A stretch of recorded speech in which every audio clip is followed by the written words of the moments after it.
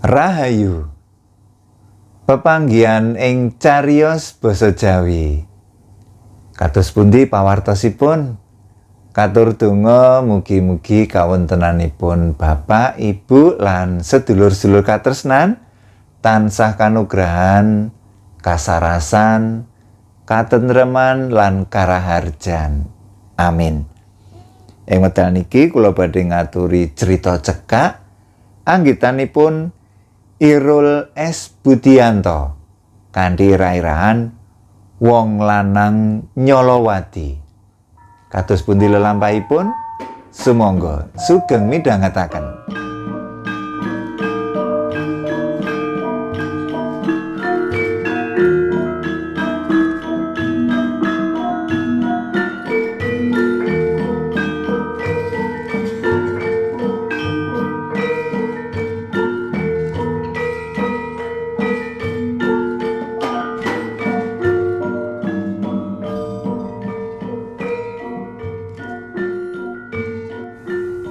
Warga kampung wiwit akeh sing kresah-kresuh.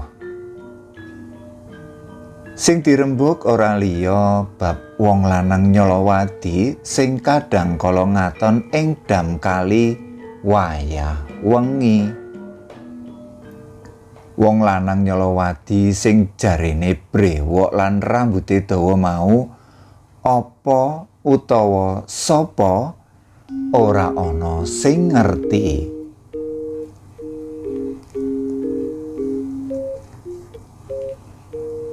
Kabar ngenani wong lanang Nyolowadi iku sepisanan dibiwarake dening salah sijine warga sing mancing wayah wengi ana cedhak dam kali kidul kampung. Sekawit wong mancing mau nganggep yen sing diprangguli iku mbok menawa wong edan. Nanging sing ndadekake gumune kejaba brewok lan rambuté dawa ora pisan pindho angger wong lanang Nyolowadi mau jedul madhepe mesti ngalor. Kaya lagi nggatekake sawijining omah ing lor kali sing prenahe ora adoh saka anggone ngadeg.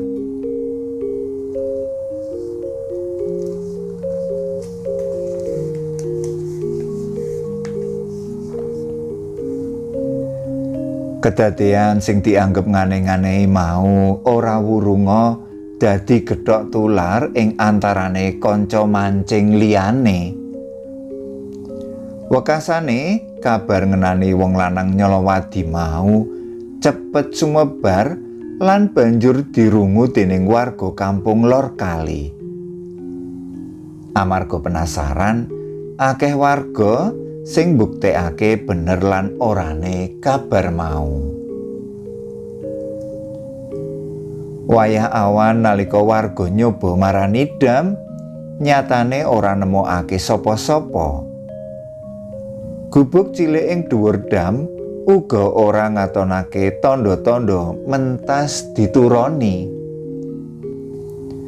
Semono uga nalika pirang-pirang bengi warga ngindik dam saka kadohan, wong lanang Nyolowadi sing wis pirang-pirang dina dadi pirembugan iku ora ngaton. Nanging ora ngono mungguhe Rusminah.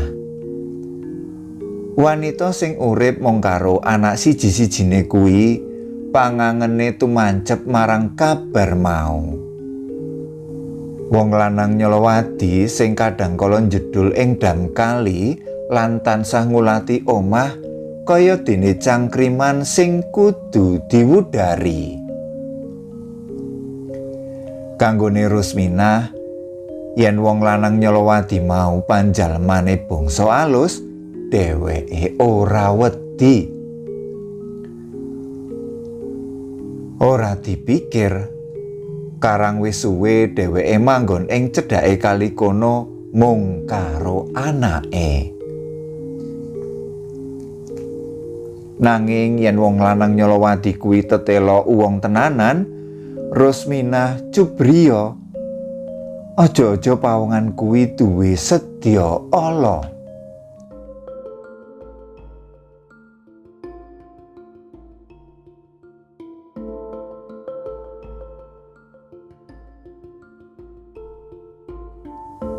Gagas bab kuwi angen-angene Rusminah mlayu menyang lelakon sing dialami sawetara taun kepungkur.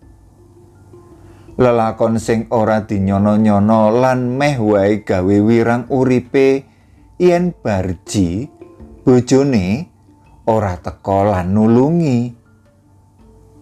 Lelakon getir sing sansaya mulur critane nalika wong sing banget ditresnani kudu ninggalake anak bojo lan nganti saiki ora dingerteni ana ngendi dununge. Wayah wengi nalika Barji durung suwe metu saka ngomah saperlu nekani kumpulan warga, Rusminah krungu ana sing nothok lawang ngarep. Sawise lawang dibuka, jebul sing mara Gopar. Nyawang wong lanang sing sasuwene iki kondang seneng gawe ribut lan resahe warga, atine Rusminah wiwit ketar-ketir. Dheweke nduga tekane Gopar mung arep gawe perkara. Apa sing dikuwatirake dadi kanyatan. Gopar sing wengi kuwi teka ing omahe niate pancen sengaja arep nggonjak awake. Senajan wis dielingake bola-bali nanging tetep puguh. Gopar nekat mrawasa Rusminah. Nalika Rusminah bengak-bengok njaluk tulung lan bangga sakuwate, dumadakan Barji teka. Barji sing tangane wis nggawa kayu gedhe banjur digebukake awake Gopar. Sakala Gopar sambat kelaran lan banjur mlayu sipat kuping.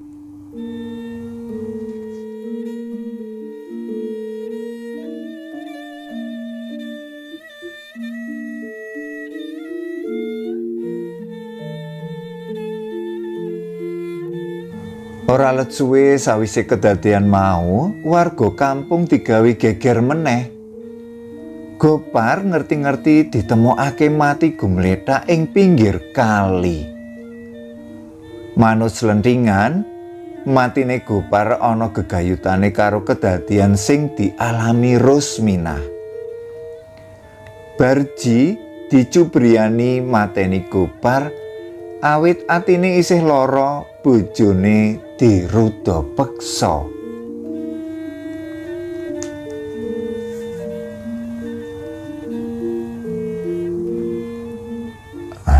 Rus, aku ora ngerti karo lelakon sing ana iki. Kandhane Barji nalika anake wis turu. Sing mbok karepake piye, Kang? Aku ora ngerti karo lelakon sing kudu disandang awake dhewe. Kowe sing meh wae dadi korban nepsu bejate Gopar.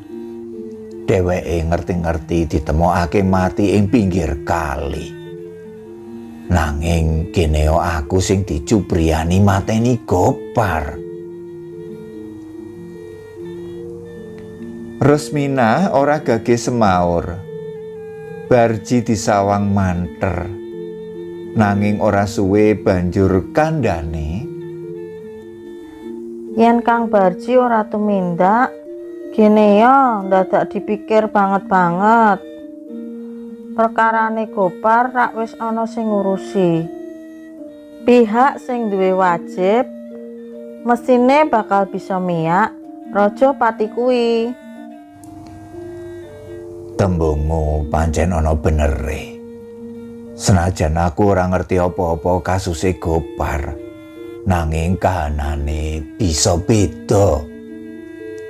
Jaman saiki bisa kewolak-walik. Sing bener bisa disalahake, lan sing salah dianggep bener. Terus karepe Kang Barji? Aku arep lunga. Lunga sing adoh.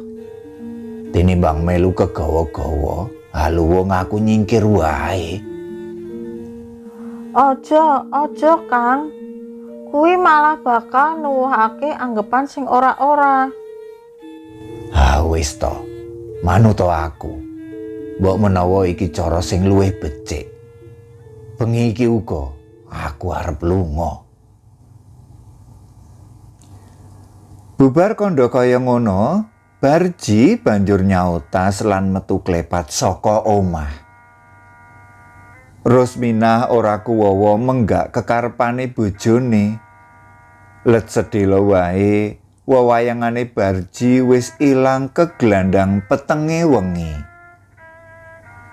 Rosminah bisane mung guguk nangisi lelakon sing kudu disandang.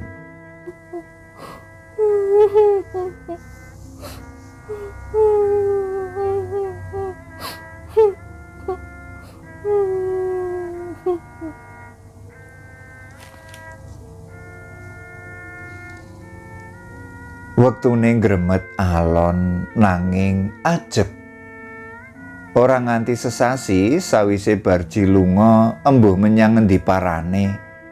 Polisi wis kasil miyak Rajapati mau.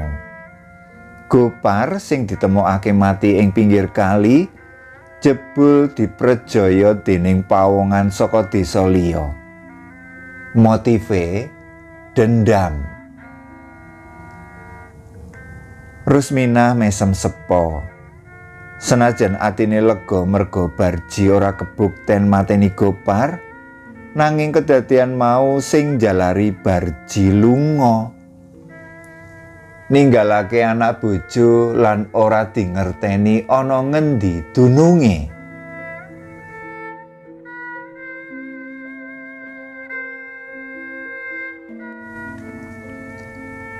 Senajan kresah-kresuwe warga kampung ngenani wong lanang nyolowadi ing dam kali saiki wis arang keprungu, nanging ora ngono mungguhe Rosminah.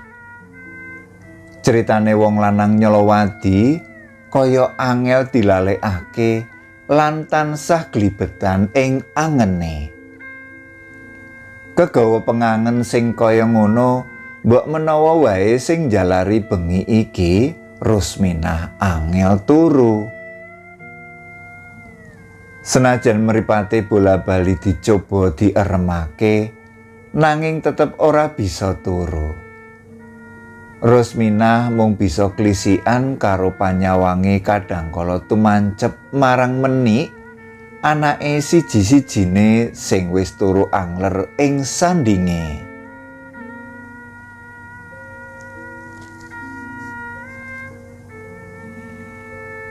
Ros, nalika isih klisikan lan mripate angel dieremake, dumadaan Rosminah krungu lawang ngarep ditothok wong karo undang-undang jenenge.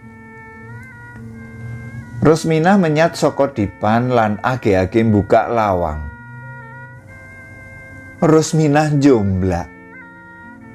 Saka sunare lampu plenton ing teras omahe sing lumayan padhang, Rosminah bisa nyawang kanthi cetha wong lanang brewok lan rambut dawa sing saiki ngadeg ana ngarepe. Nanging bareng ngerti yen sing ana ngarepe ciri-cirine memper wong lanang nyolowadi kaya sing nate dirungu, Rosminah gage mundur sejangkah karo tangane tengen isih nyekeli lawang.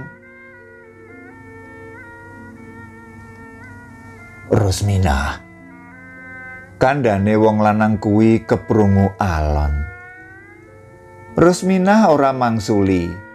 Wong lanang sing ana ngarepe disawang tajem karo nata atine sing wiwit ketar-ketir. Aja-aja wong lanang sing saiki ana ngarepe bakal duwe karep ala. Kaya Gopar nalika semana sawise dibukakake lawang pranyata duwe gedhoan ala. Rusminah, kandhane wong lanang kuwi meneh dibarengi penyawang tajem katujokake marang Rusminah. Kowe sapa?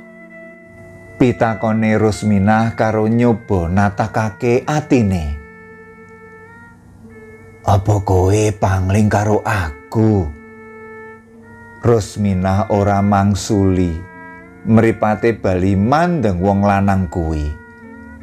Sawise sawetara wektu digatekake, wong lanang sing ana ngarepe satleraman pancen memper Barji. Nanging Rusminah isih sangga runggi.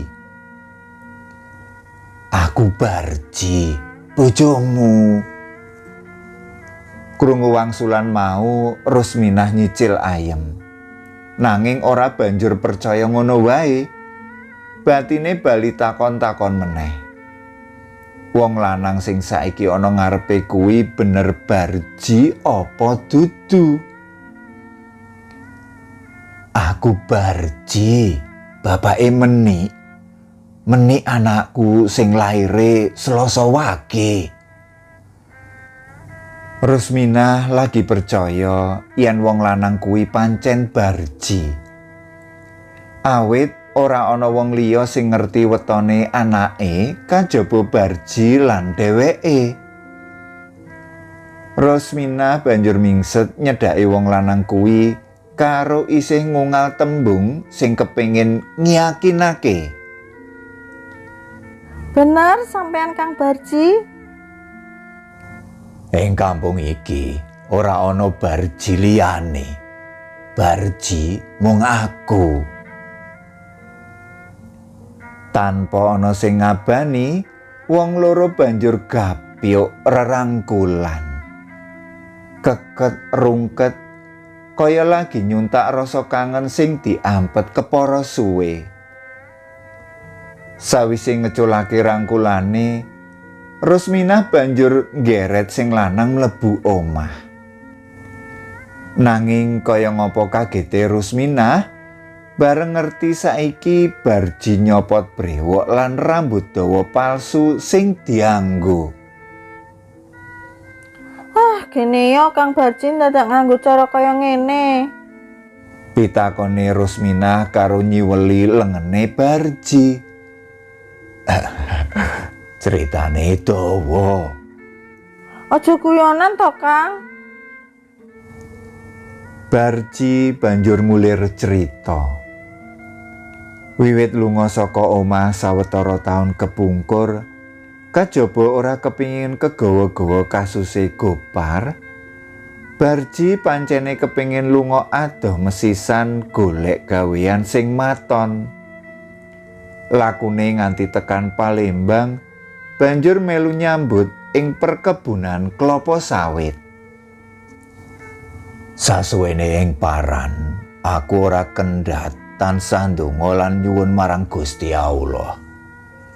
Murih aku lan anak bojoku tansah jinangkung keselamatan, kabagyan lan kasarasan.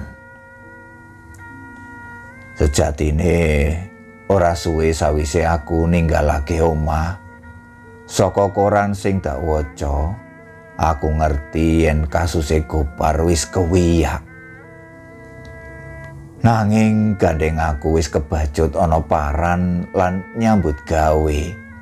Tekadku bakal mulih yen wis nggawa kaya sing murwat kanggo modal urip ing kampung.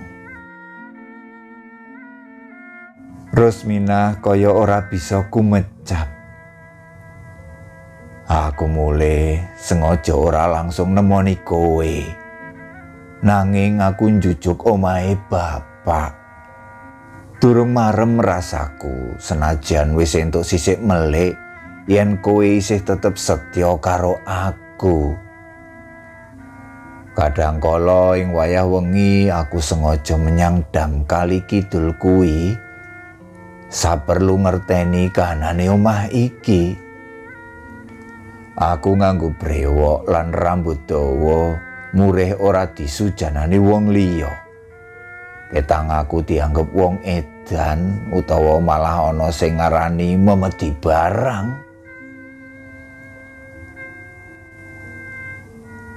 Ngerti-ngerti swara azan subuh wis ngumandang saka musala pojok kampung.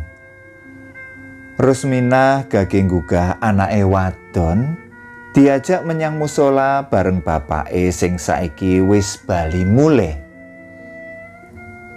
Bareng wong lanang nyolowati sing wis kober gawe kresah-kresuwe warga. Jodha, mekaten waosan saking cariyos basa Jawi. Mugi ndadosaken renaning penggalih. Cekap semanten kula nyuwun pamit. Matur nuwun.